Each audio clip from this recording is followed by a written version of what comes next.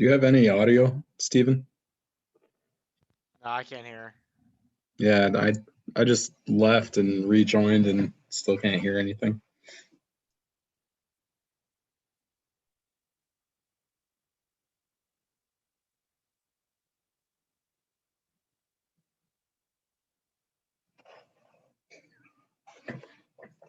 She has no idea.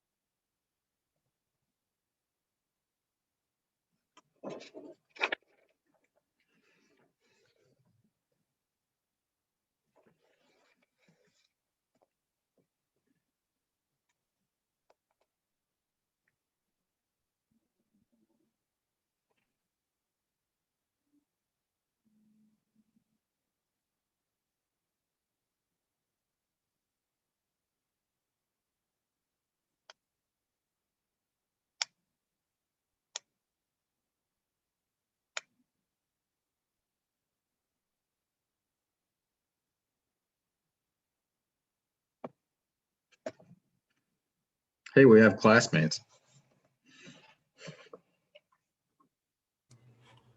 You guys hear us now? Yes. Thank you, Allison. My hero for today. Okay, so all I said was really a hypothesis is a tentative explanation which links a number of particular facts. Okay, and the structure is easy enough to remember. It's F1 is the cause, and F2 is the effect, and I put an arrow between F1 and F2 to describe their relationship. Okay, so here's three possible hypotheses. We're only going to examine two of them. The cause of testing positive for COVID-19 would be exposure to someone who already has it. Is this recording? Okay, yeah.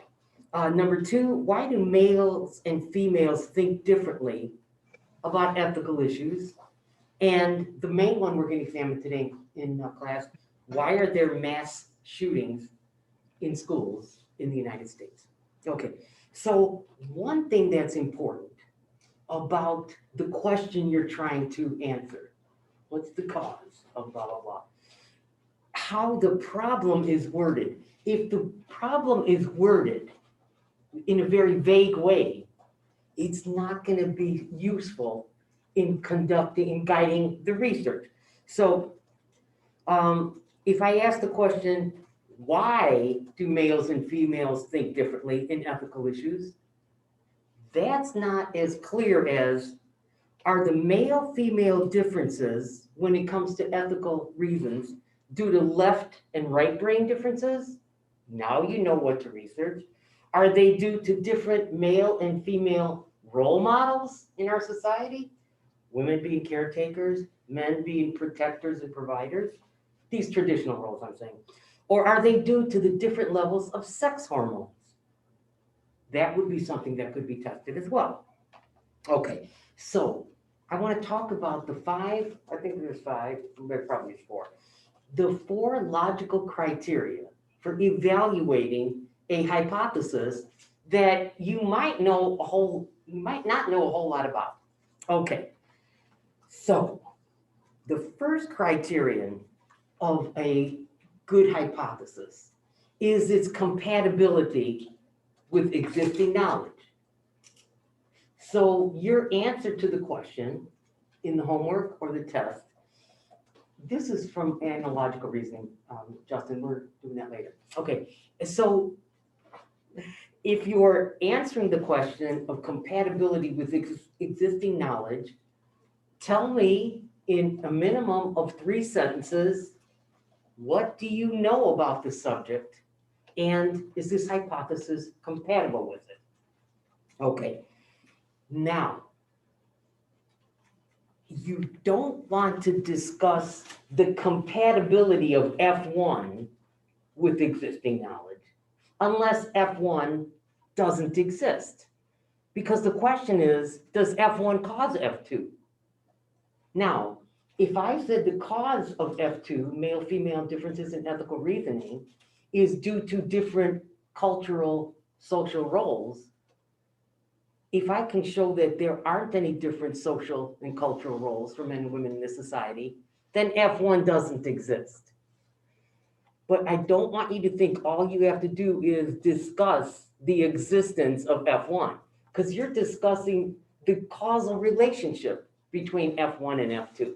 I'll give examples when we talk about mass shootings. Okay, now, what can you say about this, this phenomenon in those 3 sentences? Okay, so let's say the question I'm going to ask is, what was the cause of COVID-19? What was the origin of COVID-19? And if my answer is the wet markets in Wuhan, if there are no wet markets in Wuhan, that can't be the cause. But what you're discussing is the relationship between those wet markets and COVID-19. Okay, that's just, I'm repeating the same thing. Okay, so what do you discuss in those 3 sentences? Is that cause a necessary condition?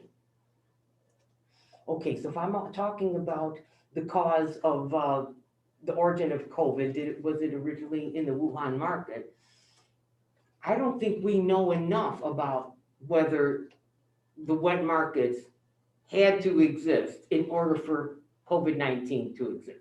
So it's probably not a necessary condition. More likely, it's one of several jointly sufficient conditions. Your assignment for next week is to read whatever chapter 13 in the book. It'll describe differences between necessary, sufficient, and contributory causes. Okay, so this is just a possibility of what you can discuss.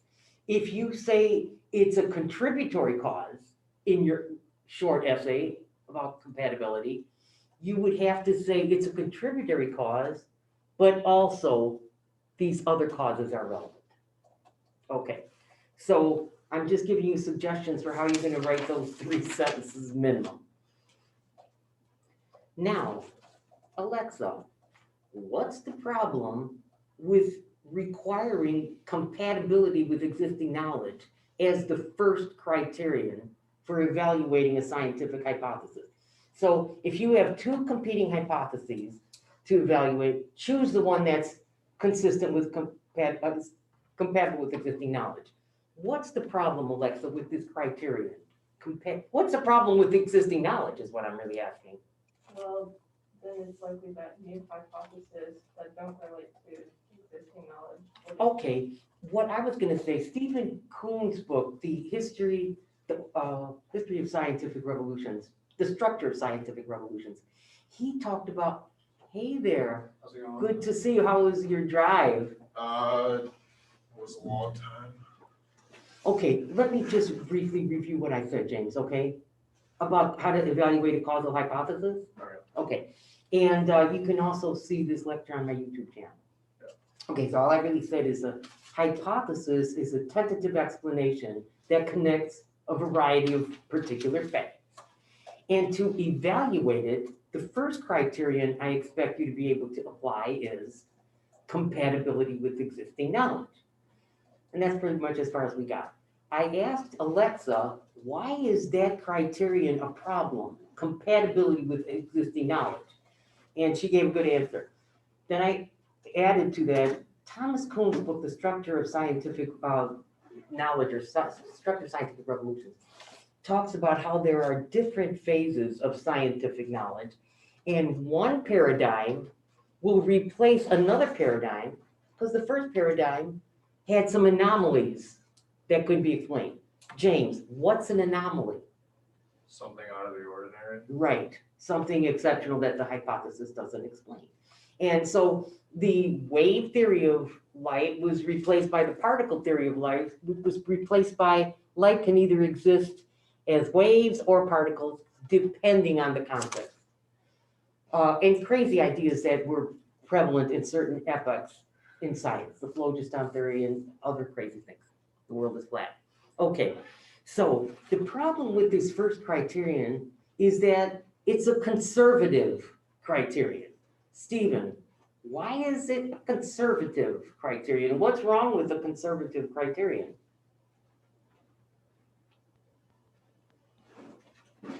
I mean, I don't really know what you mean by like a conservative criterion. It conserves what already exists. So it's kind of Oh. backward looking. It wants to preserve what we already know instead of looking forward to other Oh, possibilities. it doesn't really allow in new ideas that haven't already gained traction. Excellent answer. Okay, now, so that's the deal with compatibility. And I'm discussing 4 different hypotheses for the school shooting. So you will understand how to apply these. I just want to get the concepts out. Okay, the second criterion is testability. And we've already understood that concept with the criterion of falsifiability with the poisoning the well fallacy. Okay, so the idea of testability, you've got 2 hypotheses equally compatible with existing knowledge. Prefer the one that's able to be tested. Now, when you answer this question in your assignments and your test, is it testable? Don't worry about problems with the test. Oh, you can't get a perfect test. Or don't worry about an unethical test.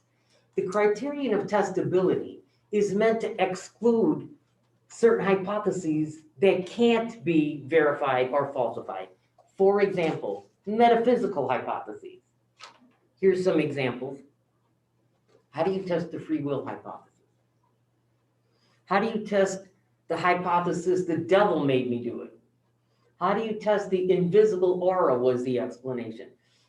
So we're excluding hypotheses that are incapable of being tested. Not just, ooh, I can't count on the test. Okay, so the book, which I'm asking you to read for next week, offers 3 different methods for testing.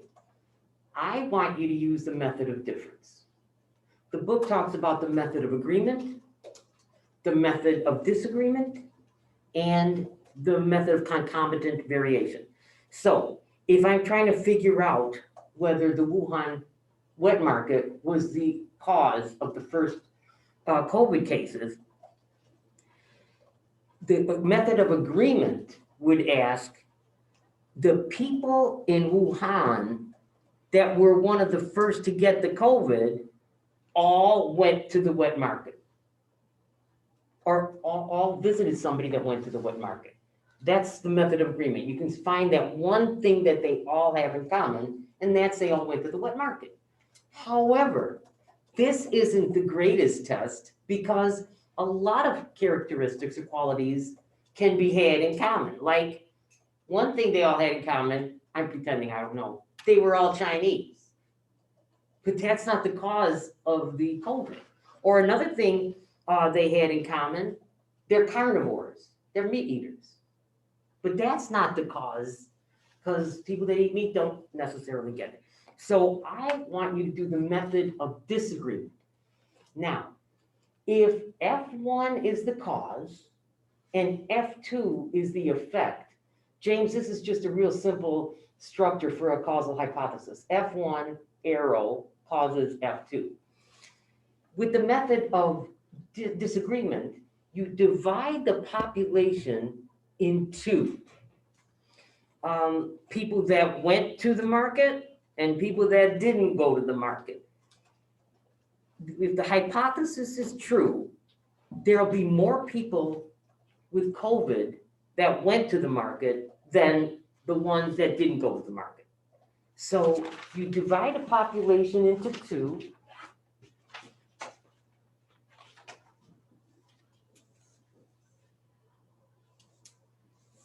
F1, more likely have F2s, not F1, not F2. And one way to look at the hypothesis in a structural way is if the hypothesis is true and certain auxiliary assumptions are true, and given the initial conditions, then it can be predicted if the hypothesis is true it can be predicted that there will be more people with COVID in this group than in that group. That's the method of disagreement. And it's not that easy to figure out for some hypotheses, but after examples, you get the picture. Okay, method of concomitant variation. As F1 increases, so does F2.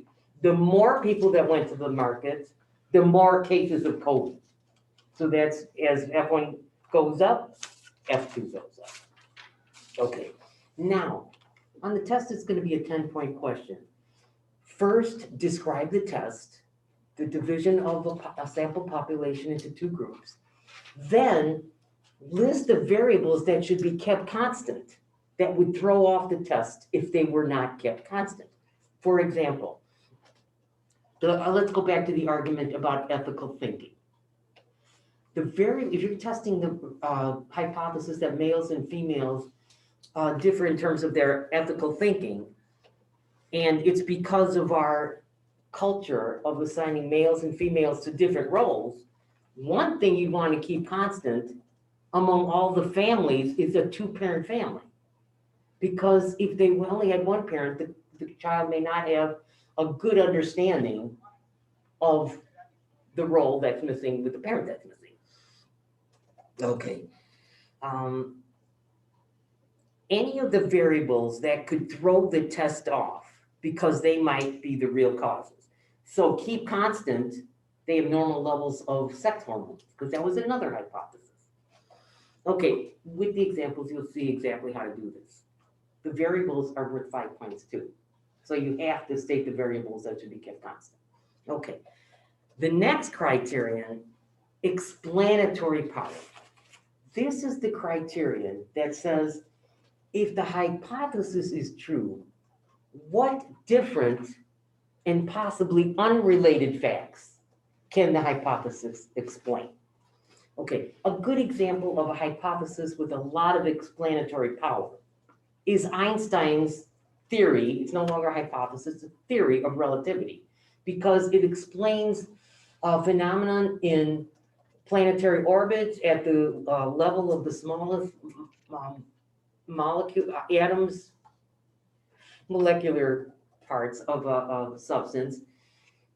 Geometry, it's been used in geometry. It has power to explain things in a variety of different realms. That's explanatory power. Now, here's what you have to do to answer this question. First of all, you're asking, does the hypothesis have explanatory power? Not just, what does F1 explain? You're talking about the causal relationship between F1 and F2. But you may need to generalize the hypothesis in order to figure out what else can be explained. Okay, so the right-left brain hypothesis, if it is to go beyond just a person's thinking, it would explain male domination of professions requiring logical thinking, engineering, math, logic. Okay, and the role model argument as a basis for ethical differences in the thinking of males and females, the role model argument would explain why so few men go into nursing or teaching. The hormone argument would link testosterone, could link testosterone with aggressive behavior in men, fighting, bullying, etc. The examples will help, but of course, each argument will be different. So an answer to one question won't be the right one. Okay, so how did I generalize the right and left brain thinking? Differences in right and left brain thinking result in different actions and decisions about whether to take an intuitive right brain or a logical, analytical left brain approach to a problem. That's how I generalized. Why is this a good criterion for evaluating a hypothesis? Its rationale is that the breadth or scope of the hypothesis suggests its greater applicability, and that's a point in favor of its validity. It's got so much applicability. Okay, so of course, don't answer this question just on the basis of what F1 explains. Like, if F1 was different sex hormones, that explains why men have beards. But that's not a generalization of the hypothesis. Okay, the last criterion is simplicity. The simpler the hypothesis, according to one logical approach, is better because it's not adding a bunch of additional assumptions that may be untrue. Example, the chariot of the God hypothesis. How is it possible to build the pyramids, the Stonehenge, any kind of massive architectural structures with people existing at the time having limited numbers and limited mathematical scientific knowledge? Okay, so the chariot of the God hypothesis that it must be aliens has to add assumptions about why would they come here. Well, they're smarter, they're more technologically advanced, they're compassionate, they want to help others. So you keep adding assumptions to make it work. And the fewer assumptions, especially implausible assumptions, a hypothesis has, the better. Now, that's the positive assumptions. The positive assumptions are all the beliefs that must be true if the hypothesis is to be believed. Don't just repeat the hypothesis. What else must be true? And the negative assumptions are the other possible causes that aren't being considered. So let's do the example.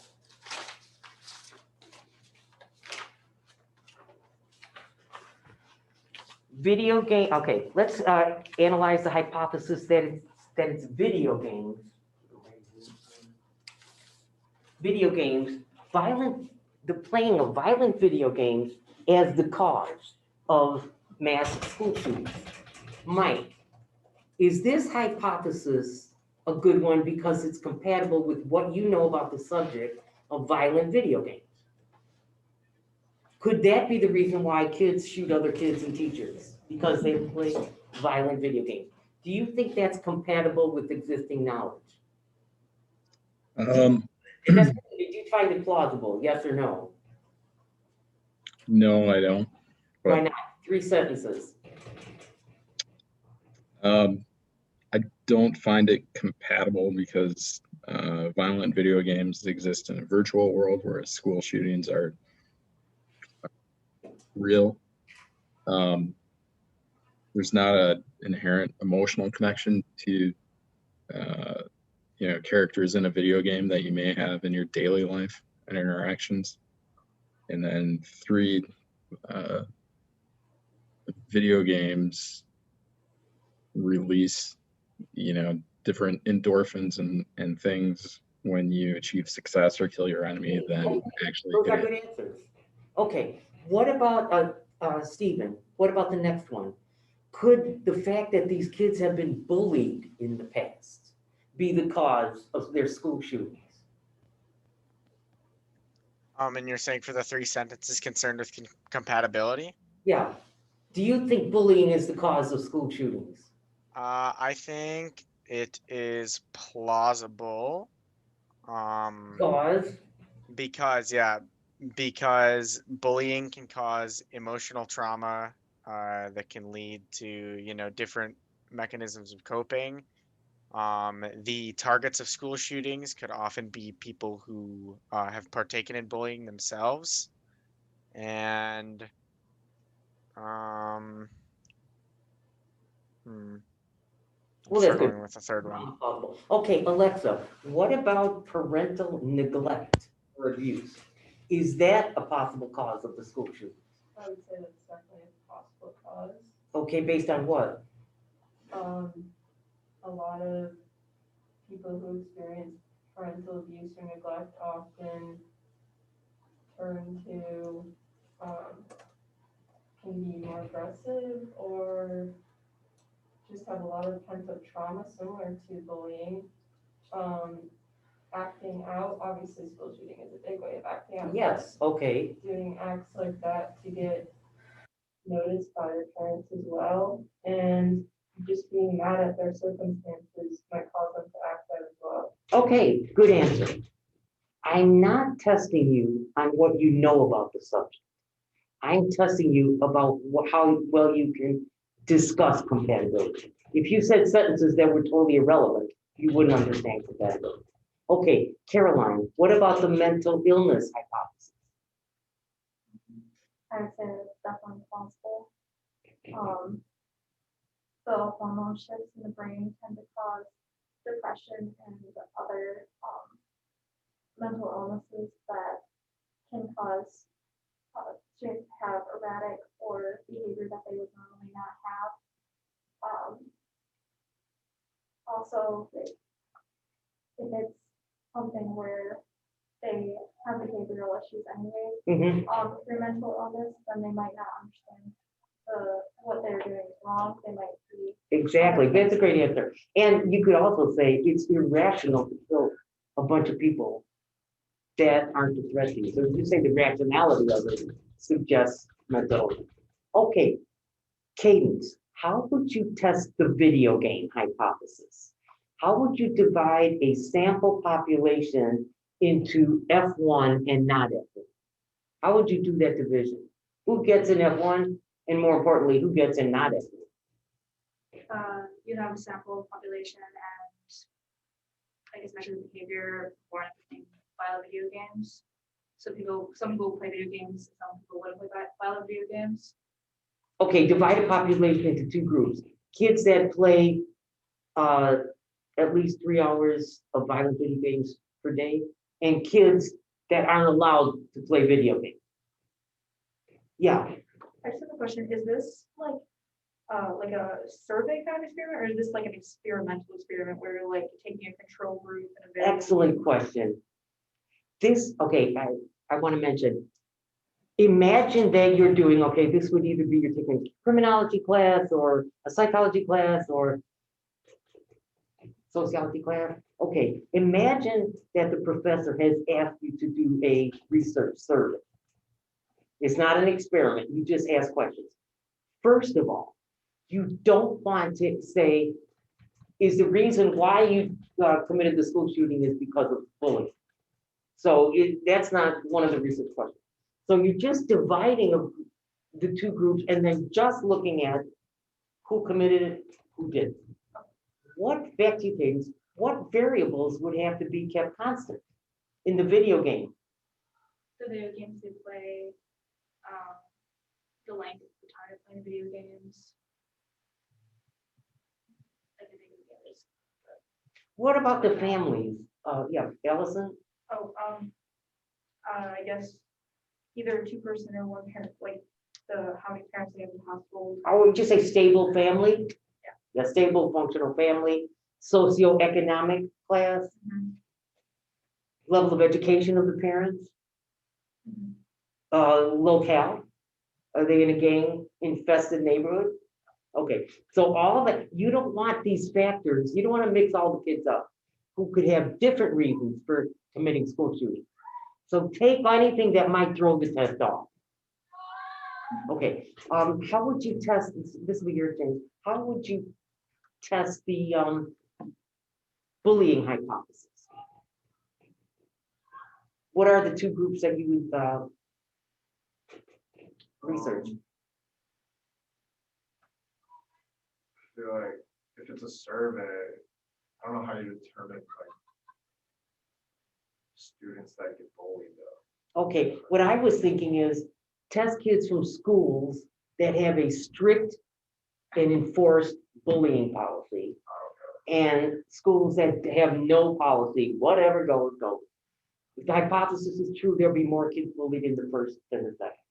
Okay, how would you test the parental abuse or neglect hypothesis? What would be the difference between the two families? Two groups of families? I don't know how you would like survey those children. So you might want to look at like hospital records, but like you probably have to separate them into like Okay, so first of all, you're on the right track. Yeah. Objective measures. The first group, parental abuse and neglect group, how many times did the parents come to the parent-teacher meeting? Yeah. How many times did they come to their kids' plays or athletic events? How many hours per week does the family spend, this would be neglect. How many hours per week does the family spend time together?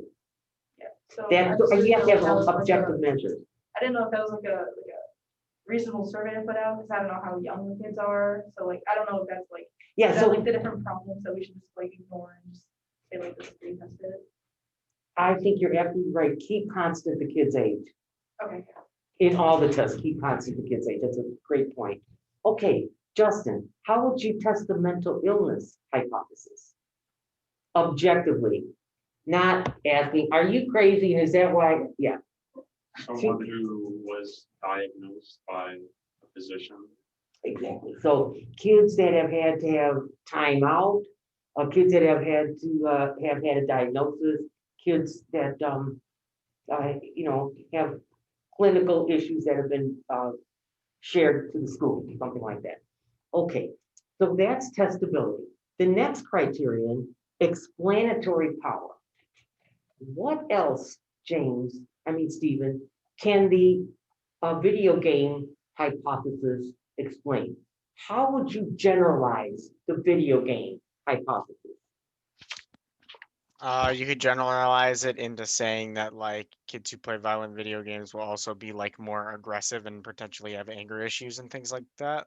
Yes, okay. So if you generalize the hypothesis to playing violent video games leads to aggressive or harm-threatening behavior, tell me 2 facts that you assume to be true that would explain, besides school shootings, that video games produce harm-threatening behavior also explains what?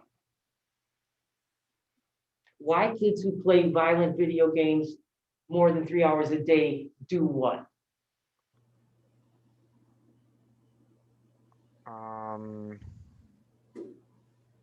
Okay, what problems do you think we have with violence or aggressiveness in the United States? I guess like uh, to draw from another one of the potential causes that we have written down, I guess bullying could maybe be listed. Okay, you would explain why the US has a high rate of bullying, because we got so many kids that are playing violent video games. What else would it explain, Alexa? What do you think? I was gonna make a connection, you could say that's why most school shooters have been males, since more males play violent video games. It would, okay, next, how would you describe the generalization or the explanatory power of the hypothesis that it's bullying? these ones. Oh my gosh. The level of bullying in the United States explains what problems that we have besides school shooting. Oh, level of bullying. Yes. Okay, bullying causes aggressive, vindictive behavior. So what problems of aggressive or vindictive behavior could it explain? It can make the student feel like misunderstood or feel anger towards all of their peers. Okay, students that have high levels of anger. What else?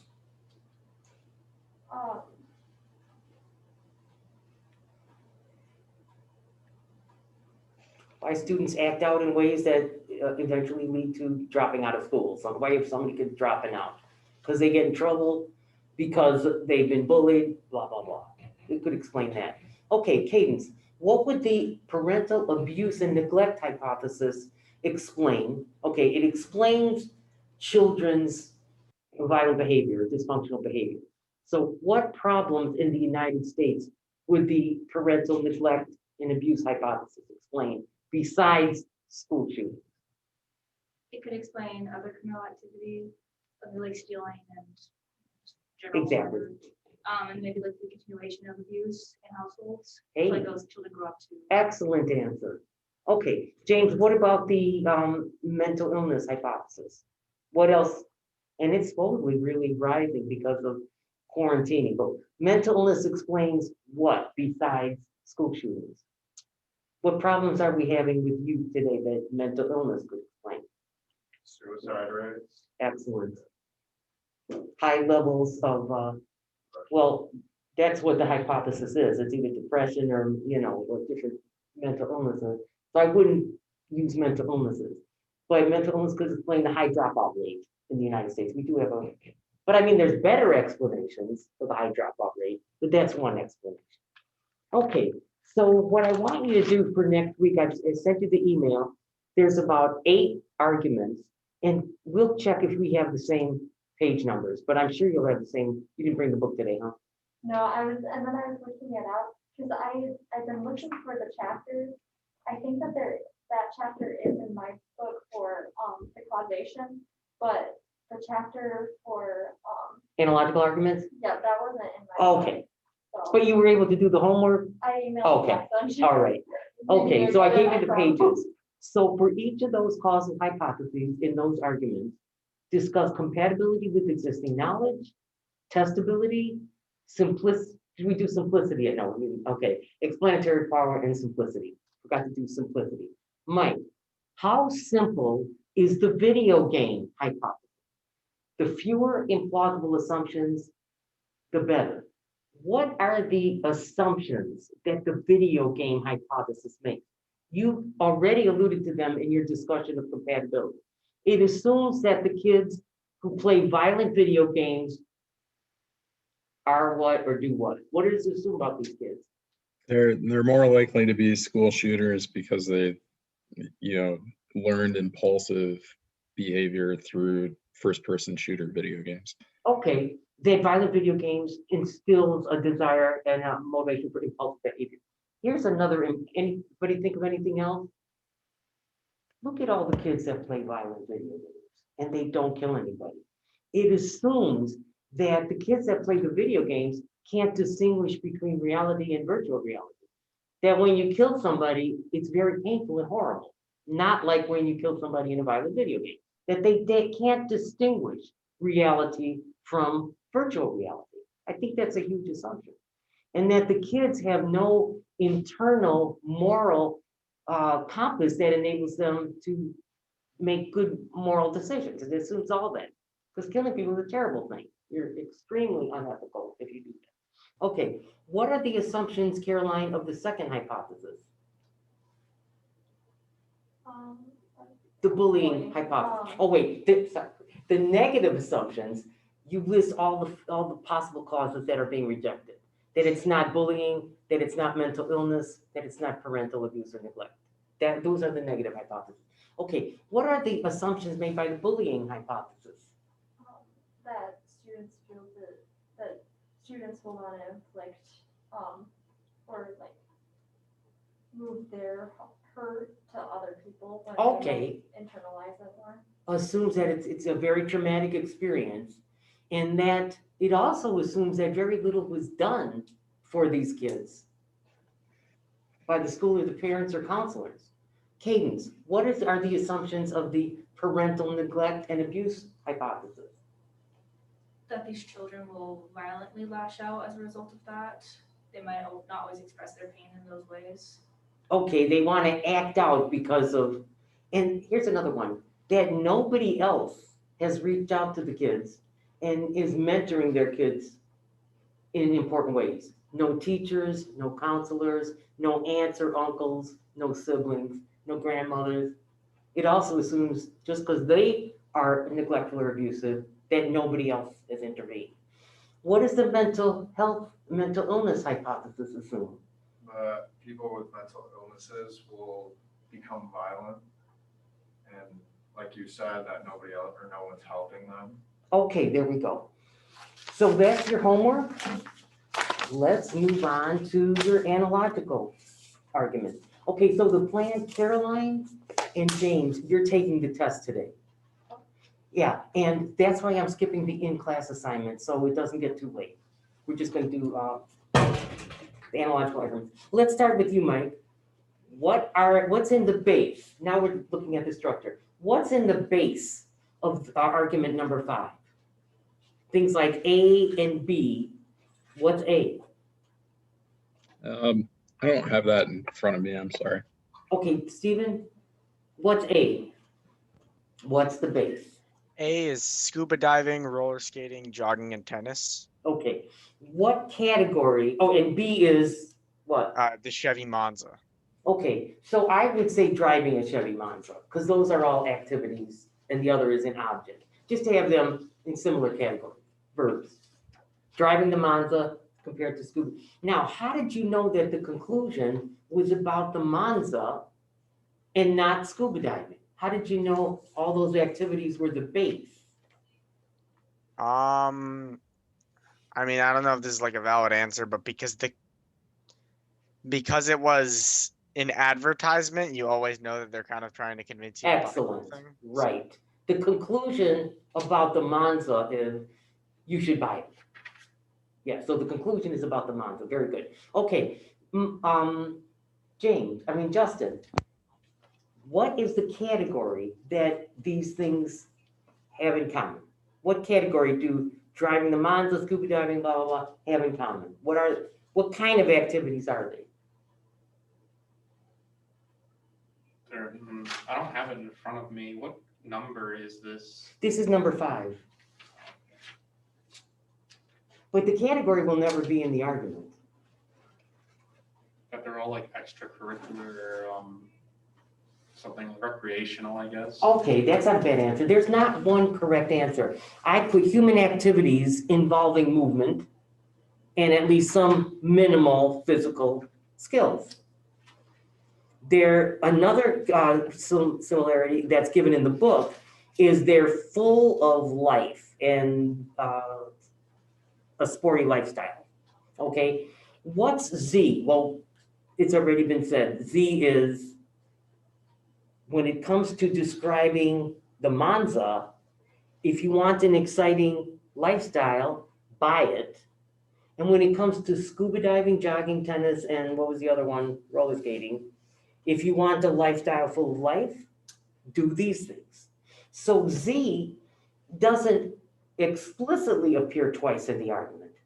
But the reason why you believe that you should buy the Monza if you want a sporty lifestyle is because you already agree that if you want a sporty lifestyle, try scuba diving, try these other things. Okay.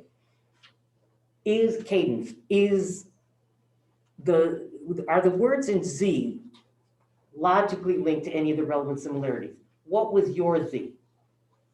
My Z was a lifestyle full of life. Okay, Like that was an additional characteristic, right? Like Yeah. that's- yeah, lifestyle, that's fine. Is that linked to anything that was said in the premises, the category or the relevant similarities? Word-wise? Word-wise. I didn't think so. Just word-wise. Yeah, word-wise, I didn't think so, because that talked about sports and Wait a minute now, what are your relevant similarities, Cadence? What did you list? What are the words in your relevant similarities? that both that they were sporty. as well as Okay, sports car. so you have the word sporty in your relevant similarity, and you have sporty lifestyle in your conclusion in Z. You're just looking at the words in Z and the words in the relevant similarities. And if you had lifestyle in the similarities, or sporty or full of life in the similarities, lifestyle full of life as the conclusion, there's the logical link. Okay, James, how many entities in the base? How many things in the base? For number 5, For number 5, yeah. would it be 5? Don't No. add the Monza. Yeah. It's just the 4. Now, is the base diverse, Allison? Remember what I said about all the relevant subgroups? Is that a diverse base? It's fairly diverse, yeah. However, they're all aerobic exercise, all aerobic activities. And the Z, when it applies to the Monza, that's not aerobic. So I would have added, for more diversity, add non-aerobic lifestyles that are full of life, like passive lifestyles, international travel. Lifestyle full of life, not necessarily aerobic. Gambling in Las Vegas. That's a very life-filled lifestyle, but it's not aerobic. Okay, so relevant to similarities, Justin, what's the difference between all those activities and driving a Monza? What's the difference between, for example, scuba diving and driving a Monza with reference, if you want a lifestyle full of life, do these? That you don't always drive to get the full lifestyle, that it's a necessity, I suppose, for some people. Okay, driving can be a necessity and is not necessarily adventuresome lifestyle sporty. You have to drive, what you're doing with your car is you're driving your grandma to the grocery store and driving your mom to blah, blah, blah. Okay, here's another thing though. These activities require a high level of coordination, balance, and speed. You don't have to be extremely coordinated, fast, or balanced to drive a car. Now, here's another difference. When you achieve a certain level of skill in those 4 activities, you have developed proficiency and they can be adventures. So the skills you can develop playing these kind of sports or whatever actually add to your enrichment or development. And I would add about these sports, they require self-discipline and training, not so with driving a car. Do you feel, Mike, did you do this one? Sadly, I didn't do any of them. Okay, so, but I can still ask you the question.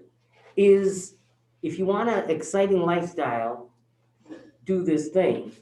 Is lifestyle vague or precise? The question of margin of error is, are the words in Z vague or precise? That lifestyle is pretty vague. Right. It could include, here's my possible interpretations, hobbies, of spending free time doing whatever you want.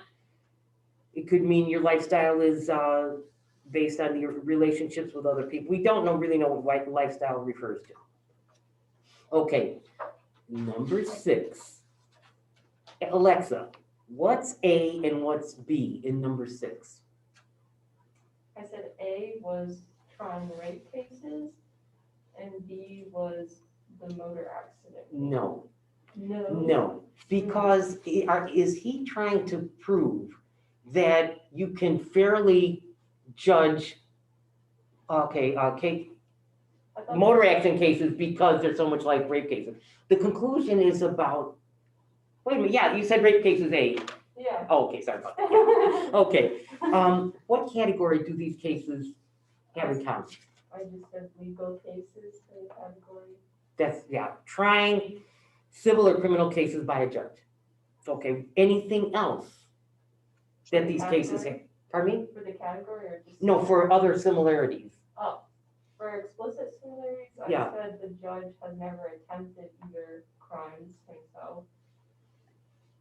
Okay, I said to try these cases, judges need knowledge of the law and not necessarily direct experience, but he has to or she has to be knowledgeable about the law. I put those things under implied similarities. Yeah, that's what I was asking. Oh, okay. What are your other implied similarities? Just that a judge is meant to fairly rule explicit cases regardless of whether they. Okay, so the conclusion is these cases, these motor accident cases can be judged fairly. So obviously with logical link, you had fairly in the conclusion and you had fairly in one of the premises. Yeah. Tight logical link. Caroline, how many entities in the base? How many things were in the base? 1. Okay, so how could the base, what other types of cases could motor accident cases have been compared to besides violent rape cases? I said theft. I also said murder, but like that. That's also violent. Yeah. Anything else? No, those are the 2 that I Okay, had. so I mentioned civil cases, trying divorce cases and you've never been married. Trying product liability cases and you don't know much about the product or the manufacturing. Okay. Number 4. What is the difference between A and B with respect to relevant dissimilarities, the issue of judging fairly? Cadence, what are the relevant dissimilarities with respect to whether these cases can be judged fairly without direct experience? What did you say? I said the dissimilarities were that the crimes themselves are pretty different. Like motor accidents and rape cases are, intentional crimes. Now, what does that have to do with judging fairly? Relevant dissimilarities with respect to whether they can be judged fairly? I would just see differences. Yeah. Okay, here's what I had. Direct firsthand experience with rape. That would mean you either have been raped or you raped somebody. Okay, so if you directly experienced rape, that could result in bias and unfairness. So direct experience of a rape is not necessarily going to enhance judging fairly. Here's the other thing. Direct experience, this will be yours, James, because you just did all that driving. Direct experience of driving can help a judge try motor accident cases better, because why? What might come up in an experience of driving that a judge who doesn't drive wouldn't be aware of? You'd be able to put himself into the situation better. So But, okay, what situation then? like of an accident. And I'm guessing like the cases he's talking about would be like, they'd be like insurance cases, or are they criminal? Well, That's a good point. Yeah. Okay, so what I was thinking is, if you drive, you have direct experience. If you drive in a climate which has winter weather, black ice has hurt several people I know. But if you don't know what it is or never experienced it, how you can lose control and what should you do with the brakes? Here's another thing. If you've never driven, you've never had the experience of you're trying to drive somewhere and the kids are fighting in the back seat. Anything that you couldn't imagine because you haven't heard of. People that were severely injured. Okay, do you find the conclusion judged fairly vague or precise? Allison? I would say it's vague. 'Cause they Right. say, What two definitions of judging fairly can you provide? judging fairly based on like the law, nothing but the law, and like judge fairly based on like,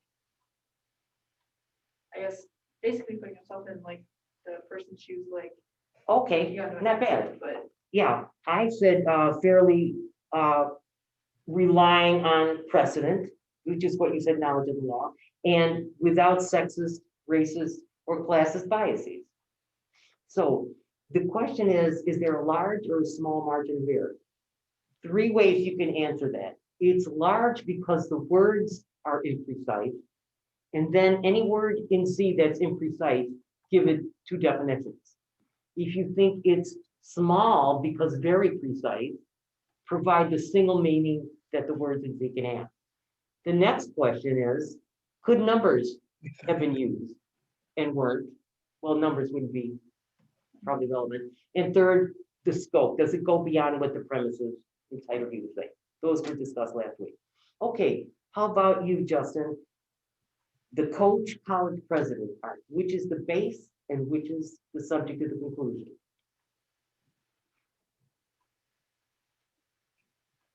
James, you don't have your homework available? No. Okay, then Stephen, you already did the, Alexa. What's A, oh, you did that last time, Caroline. What's A and what's B in the coach and college president argument? I had coaching as A and then president of college as B. Right. What do you think what category would you say they are both examples of? Leadership. Positions of leadership? Okay, I said positions in large organizations with a great deal of responsibility, authority, and variety of skills. Okay, another thing they have in common, they're both heavily competitive jobs. A lot of people want to be the coach, a lot of people want to be the president. And the conclusion, Z, Caroline. I'm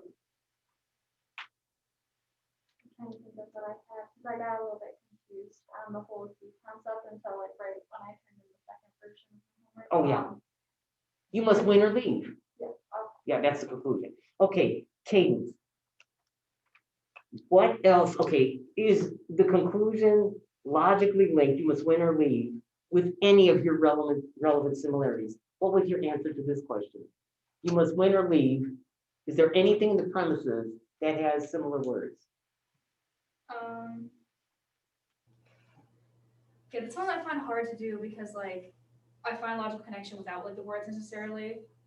Like, because as a coach, you know, like that's a mindset that you might have, like win or leave. But like as for word wise, there weren't any, you know, the words win or leave weren't present in the premise before that. Okay, in my similarities, very competitive jobs.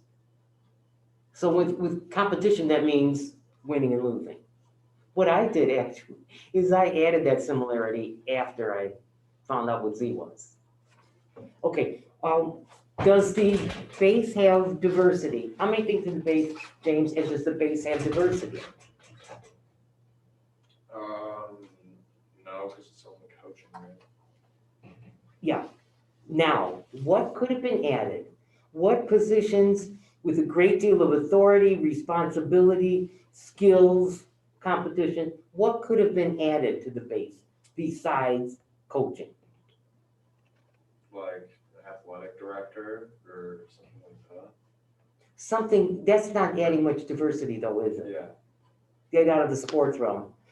Being a CEO of a large corporation, being a pastor of a large church. Relevant dissimilarities, James. What's the difference between the two relevant to the conclusion you must win or leave? What's different? I said that in coaching, winning is like a cut and dry thing. Yes, As a president, winning is being successful, I guess. exactly. Okay, so there's different criteria for what counts as success with regard to the college president, university president. Did he or she increase student enrollment? Did he or she increase the endowment? Did he or she produce graduates that got into graduate school, professional schools? That kind of thing. Okay. Vague or precise, Allison? You got the same question again. Is win or leave vague or precise? I'd say it's pretty vague.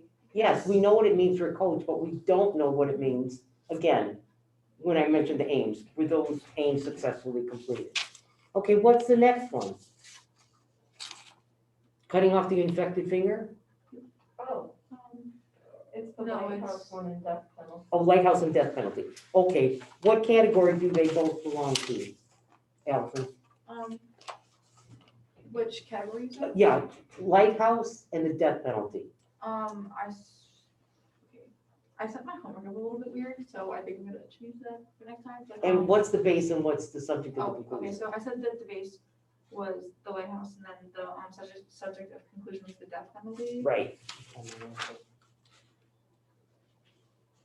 Oh, here we go. What category do they both belong to in your view? Almost like a literal and metaphorical beacon, like a guide to like, but I don't know, like, Institutions which serve as warnings. yeah. What I mean by an institution is something that's has rules and norms and that kind of thing. Okay, what else do they have in common?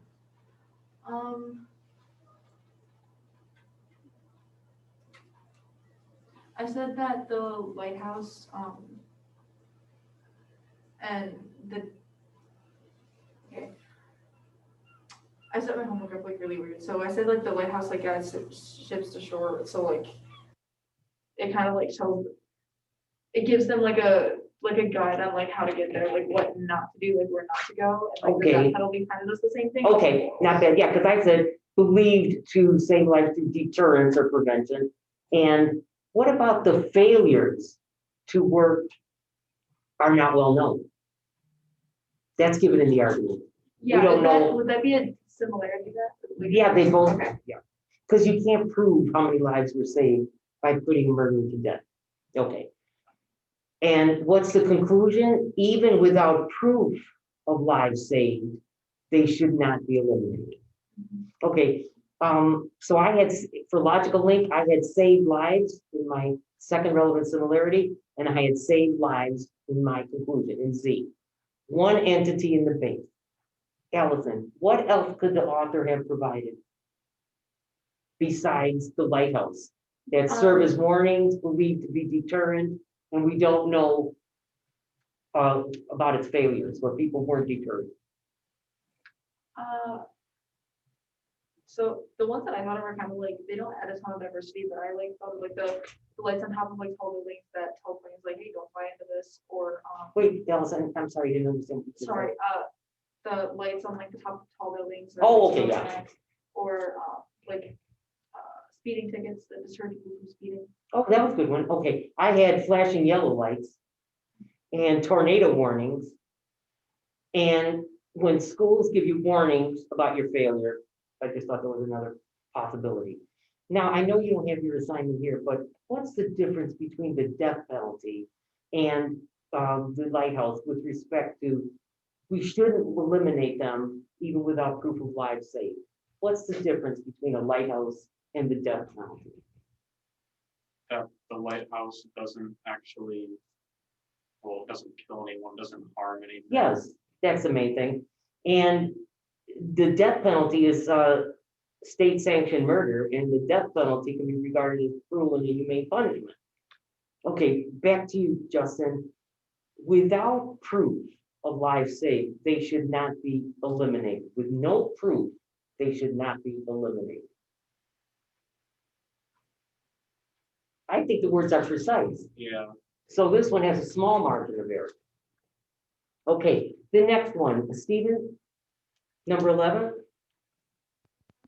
I had A as being, so I said things like you, who is like the reader, or your body, and the Volkswagen Rabbit Diesel have certain irrelevant similarities. So I had the Rabbit Diesel would- as the subject of the conclusion, and like you slash your body being the base to compare it to. Okay, you know, let me say this about the arguments from the book.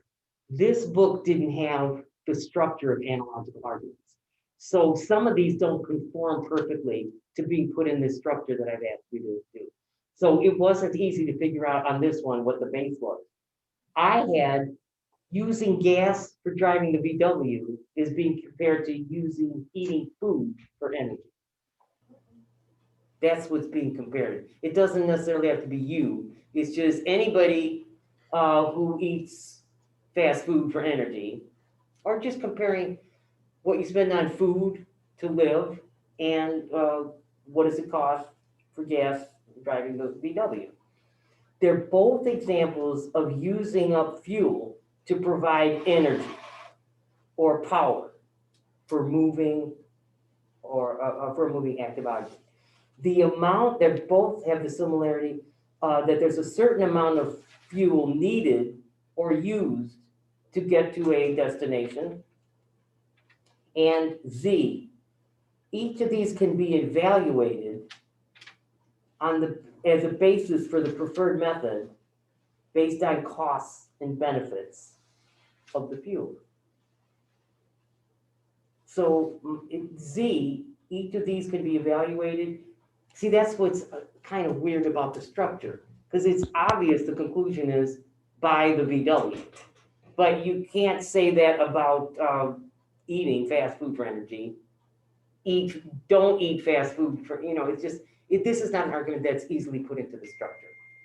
Okay, so I thought that what was being said in the premises about eating fast food for energy and the cost of it, and Z, they both are instances of what you should do as a basis for the preferred method based on cost.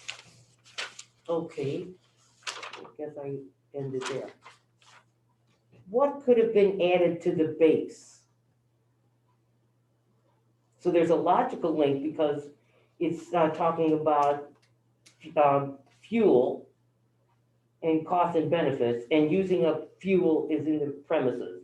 Okay, so what, if there's only one thing in the base, what else could have been added to the base? Cadence, what did you add to the base on this one? I thought of like riding a horse or like a plane. Okay, Fossil fuel. okay. What are the relevant dissimilarities between the two? That driving a car a mile is still much more expensive than walking a mile because a car costs a lot more than just fuel. Like if you actually Excellent. buy the car and maintain it. Right, so it's saying that it's cheaper because the gas is cheaper, but those aren't the only costs. What are the other costs?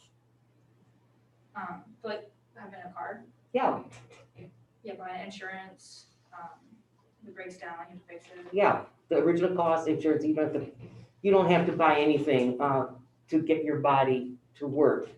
So, I mean, you have to eat food eventually. Okay. So is that the preferred method? Okay, what did you put for your C, Cadence? I had can be evaluated for purposes of cost and benefits. What did you have for your Z? I said that my Z was like saving yourself money, it's like buying a car, you're saving yourself. Do what saves money. Yeah. Is that vague or precise?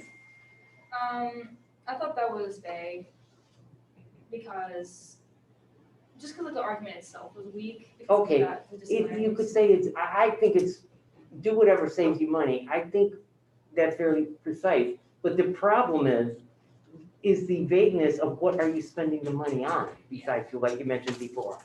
Okay, what's the next one? That's the cutting off the infected finger. Oh, yeah. Okay.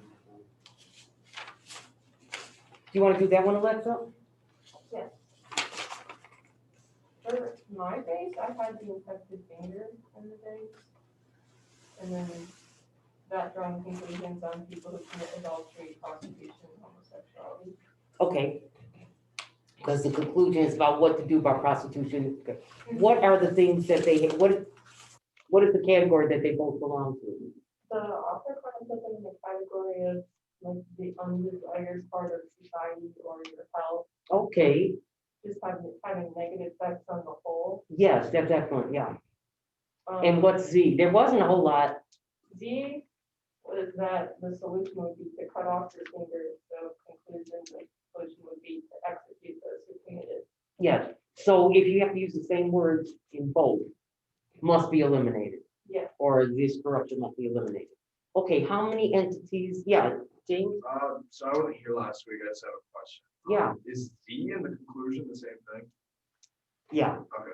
but James, it's the predicate of the conclusion, not the subject. Okay. Yeah, it's what's being said about the subject in the conclusion.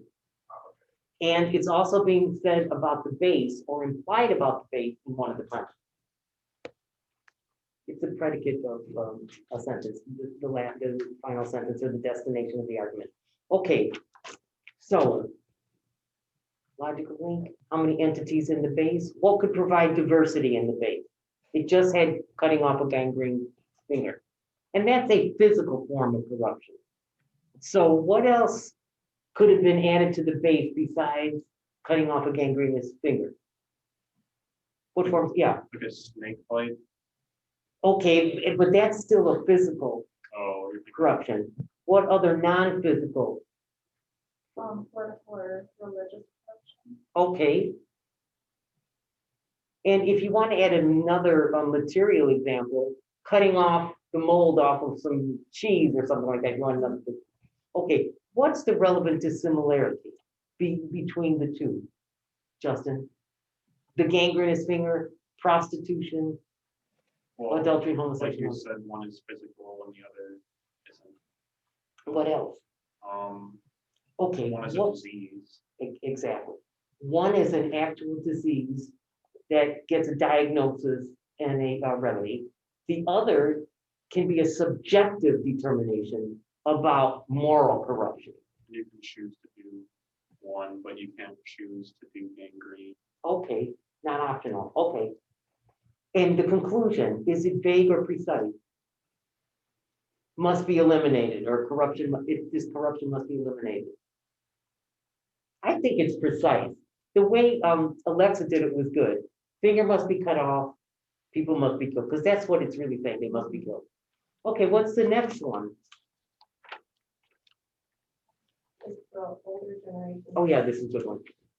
Caroline, why don't you do this one? I said that A was the older generation and B was children. And then they're both, other group from those who used to inhabit. Okay, now, do you want to say allowing elderly into a apartment? I would put that. And then it's subject to conclusion, allowing children into an apartment complex that didn't previously have kids. Okay, so Caroline, back to you. What do they have in common? They're both groups that are separate from the group that used to inhabit the apartment. Yes. And anything else? Like other implied. Yeah,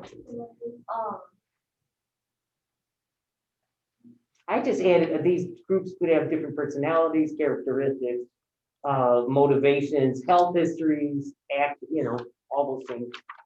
Okay.